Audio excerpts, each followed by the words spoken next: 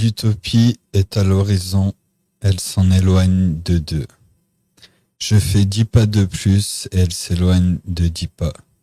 Peu importe la distance, aussi loin que j'aille, je peux jamais l'atteindre. Alors quelle est la raison d'être de l'utopie? Elle a pour signification de nous faire avancer. Eduardo Galeano. Nous vivons dans un monde de guerre, de criminalité et de corruption perpétuelle. Manifestation après manifestation, cela continue de se produire indéfiniment.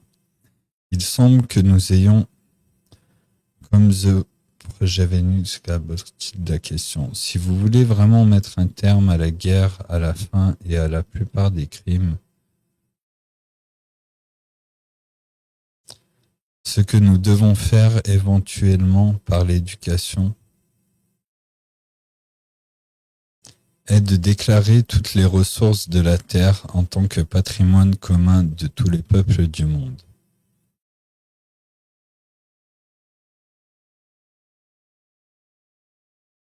Je vois cela comme le seul moyen, donc c'est ce que nous devons nous efforcer d'atteindre.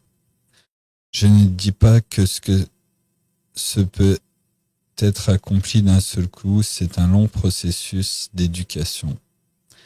Pourquoi proposez-vous un changement aussi radical?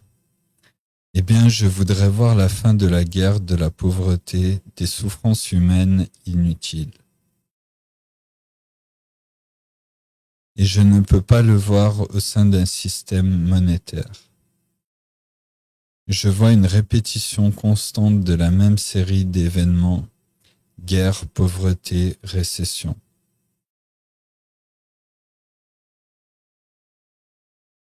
L'économie monétaire est-elle à la racine du problème et peut-il être résolu?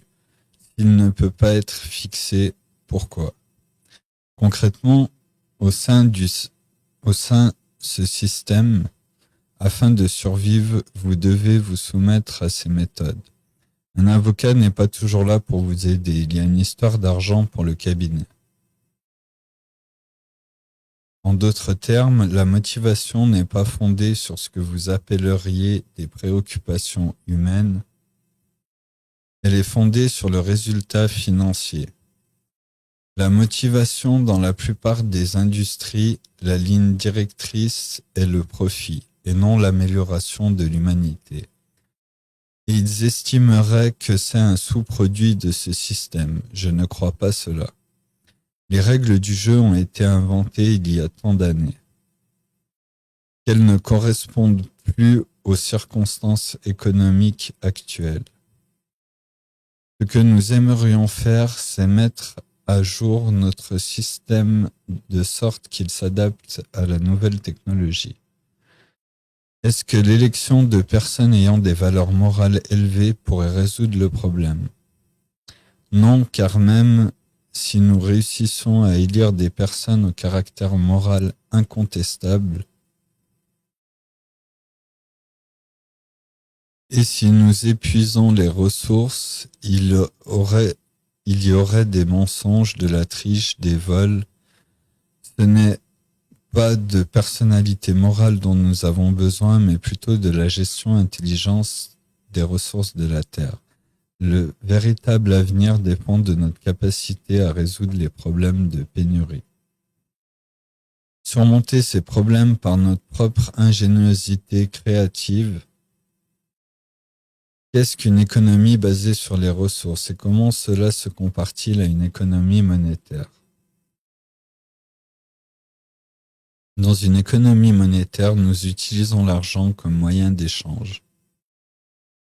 Aujourd'hui, l'argent ne représente pas notre capacité à produire. Il représente seulement une méthode conçue il y a des siècles et établie dans le système. Dans le système monétaire, c'est la richesse, la propriété et le pouvoir qui sont les principaux vecteurs. Aujourd'hui, nous disons combien cela va-t-il coûter. Ce n'est pas une question réelle. La vraie question est, avons-nous les ressources pour construire ce genre de projet? Oui, nous les avons. Avons-nous l'argent? Non, nous ne l'avons pas. Mais nous avons plus que suffisamment de ressources disponibles pour construire tout ce que nous voulons. Si vous avez des difficultés avec cela, considérez ceci. Supposons que tout l'argent du monde disparaisse demain matin. Tant qu'il y a de la nourriture, de l'eau, des matériaux de construction, nous pouvons bâtir tout ce que nous souhaitons. Ce n'est pas d'argent dont les gens ont besoin, c'est d'un accès aux ressources. En d'autres termes, il est nécessaire, il y a une centaine d'années, d'utiliser un système monétaire pour la distribution de produits. Aujourd'hui, nous avons la technologie pour rendre ces choses disponibles.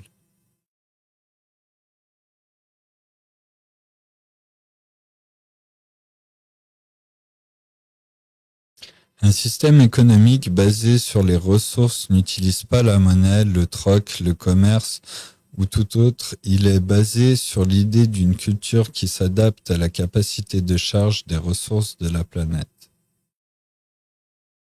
Tout autre système alternatif ne fonctionnera pas. C'est comme envoyer des gens sur la Lune sans eau, sans nourriture, en opérant sur la supposition que la Lune pourvoira. Cela doit être fondé. Toute la science et la technologie doivent se fonder sur les ressources. Sans ressources, quelle que soit la planification que vous faites, si vous n'en avez pas les ressources, ce sera obsolète. Ainsi, les ressources doivent coïncider avec le potentiel industriel. En quoi cela offre-t-il une approche différente pour notre société?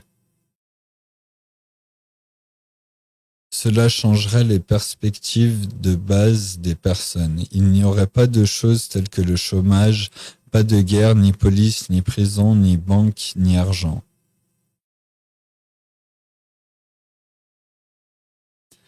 Mais les gens auraient accès à de nouveaux logements, à l'éducation, aux soins médicaux. Et toutes les choses auxquelles nous n'avons pas accès aujourd'hui sans engager une somme considérable d'argent. Si je vous comprends bien, vous dites pas d'argent, pas de crédit, pas d'emprunt, pas de dette, pas de troc.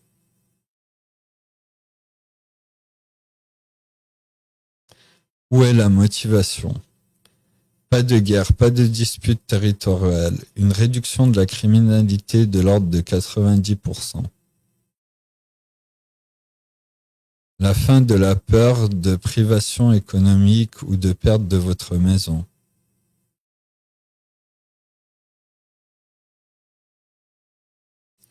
Ou de maladies pour lesquelles vous ne pouvez vous permettre économiquement de prendre soin. Tout cela prendrait fin. Si ce n'est pas une raison suffisamment motivante, je ne sais pas ce que c'est.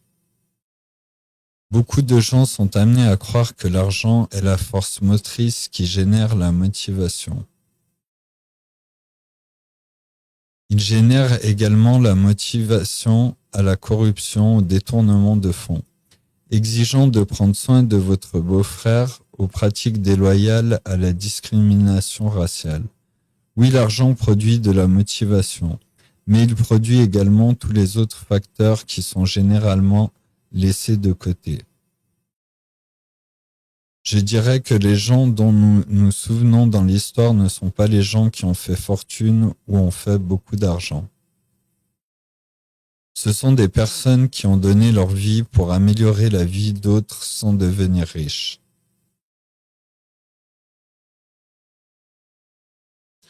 Les vrais gens que nous admirons sont les gens qui ont œuvré publiquement. Pas à cause d'une motivation monétaire. J'ai peur des gens qui font des choses pour de l'argent. Je ne me sens pas en sécurité à ce sujet. Qu'en est-il de la nature humaine? Je pense que l'environnement forge les valeurs et les comportements. La génétique, dans une certaine mesure, règle la proportion, mais elle ne nous donne pas un système de valeurs. La génétique n'est pas responsable de la cupidité, de la bigoterie, du racisme, des préjugés. Tout cela est appris.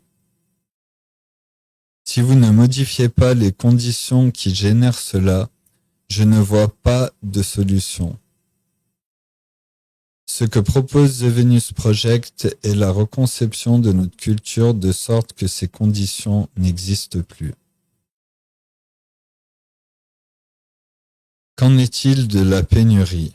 Peut-elle être éliminée? Avons-nous suffisamment de ressources pour satisfaire la population grandissante dans le monde? Oui, aujourd'hui nous avons plus que suffisamment. Il est incontestablement prouvé que nous avons plus que suffisamment. C'est juste la façon dont nous gérons nos ressources qui génère beaucoup de déchets. Nous changeons l'aspect des voitures chaque année afin que les gens achètent des voitures neuves. Nous changeons la mode du printemps, de l'automne, de l'hiver, de sorte que vous achetiez des choses et soyez constamment impliqués dans l'achat. Donc, nous allons concevoir, innover et faire des nouveautés conçues pour ne pas s'user et ne pas tomber en panne. Que représente The Venus Project? Un monde qui travaille dans une direction. La gestion intelligente des ressources et l'amélioration du niveau de vie pour tous les peuples du monde. Où personne ne fait de profit et où le service est à tout le monde. Alors comment envisagez-vous la transition vers ce type de système? Si vous continuez à instaurer les machines et à remplacer les êtres humains, la majorité des gens à travers le monde n'auront pas le pouvoir d'achat pour acquérir des biens ou des services. Cela mettra fin à l'ancien système monétaire. Je verrai un effondrement économique comme le seul système qui puisse rassembler les gens et dire « Eh bien, je vois que les gens que j'ai élus au pouvoir politique ne sont pas assez compétents pour nous sortir de ce problème. »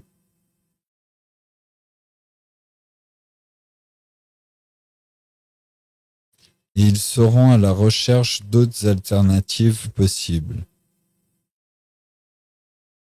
Plus les gens seront informés, plus il est probable qu'ils puissent être installés. The Venus Project ne dit pas ce que l'avenir sera, tout ce qu'il dit, c'est ce que l'avenir peut être. Et c'est ce que The Venus Project a à offrir. La méthodologie sur la façon d'atteindre un meilleur niveau de vie pour tous les peuples du monde. Sans la création d'uniformité ou de normalisation ou la soumission à une forme d'élite qui gère le gouvernement.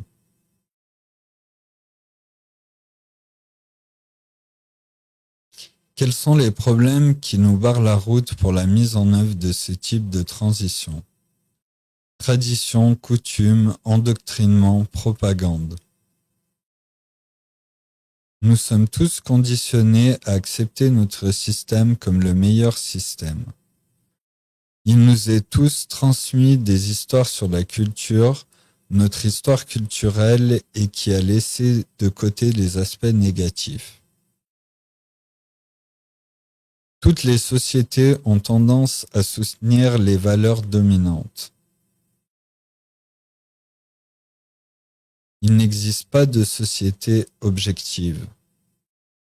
S'il y en avait, vous ne pourriez pas avoir des scientifiques allemands, des scientifiques américains, britanniques, néerlandais, français qui travaillent au service de leur gouvernement. La vraie science n'a aucune allégeance au gouvernement, elle a seulement allégeance à la méthodologie. Donc ce n'est pas une loyauté envers le système de Fresco ou la loyauté envers The Venus Project, je serai contre. Vous devez loyauté à la Terre et tous les gens qui y vivent.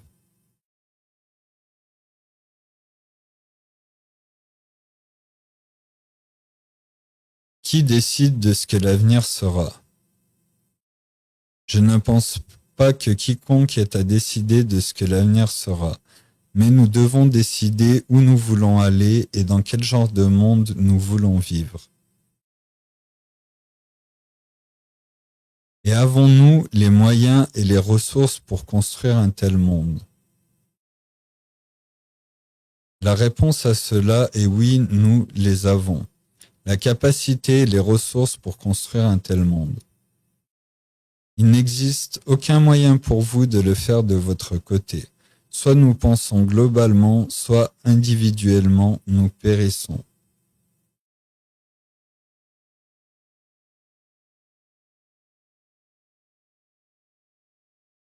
Nous accueillons vos critiques de The Venus Project. Nous saluons la participation et les contributions de tout le monde. Nous n'avons aucune idée de ce que serait la société idéale. Nous n'entretenons pas ce genre de vision telle que l'utopie. Nous pensons que tous les systèmes changeront constamment à toutes les conditions qui seront nécessaires pour s'adapter aux besoins de l'époque. Nous n'avons pas de plan fixe, donc nous sollicitons la participation et prenons note des modifications recommandées. Parce que l'histoire de la civilisation est l'histoire du changement. Merci Jacques Fresco pour l'inspiration.